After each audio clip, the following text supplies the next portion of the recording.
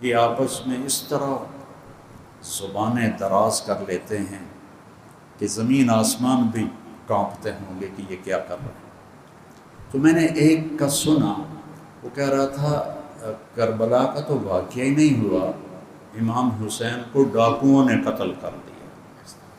مجھے اتنا دکھ ہوا،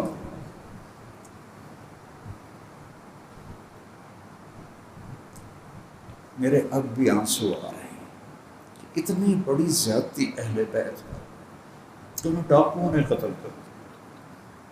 ایک دوسرے صاحب بولے کربلا میں جنگی نہیں ہوئی، امام حسین تو کوفے گئے تھے کہ لوگوں کو سمجھائیں کہ یزید کی بیعت نہ توڑو، لا الہ الا اللہ۔ امام حسین کی شہادت کو 1385 سال ہو چکے، 61 ہجری میں شہید ہوئے، آج 1446، 1385۔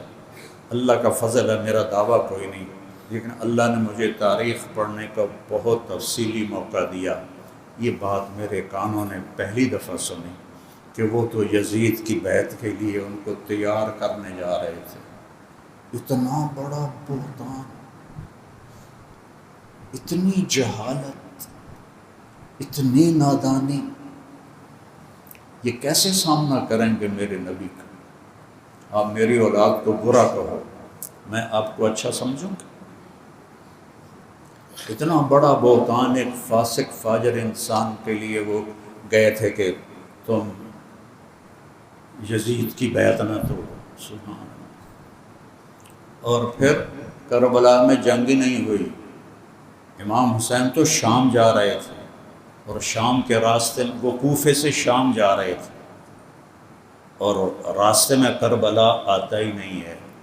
ان کو یہ نہیں پتا کہ کوفے تو وہ گئے ہی نہیں، ان کو تو راستے میں حر نے روک لیا کربلا کے میدان۔ جب آپ امیر المومنین حضرت علی علیہ السلام نے جب ہجرت کی مدینہ سے کوفہ تو کربلا سے گزرے تو زور سے کہا صبراً ابا عبداللہ، صبراً ابا عبداللہ، صبراً ابا عبداللہ۔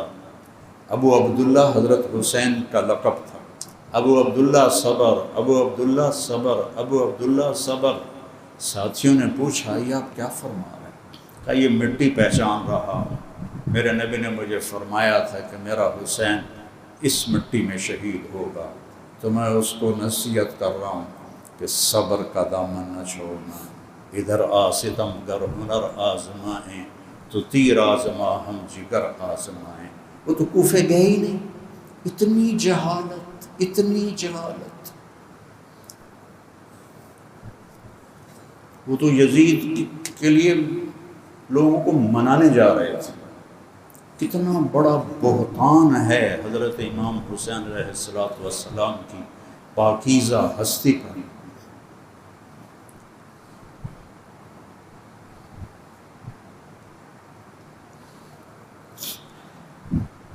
تو ان دونوں چیزوں سے اپنے آپ کو بچاؤ۔ اہل بیت کا بغض لے کے مر گئے تو جہنم ہے، انہیں خدا بنا دیا تو بھی مارے جائیں گے، پکڑے جائیں گے جہنم ہے۔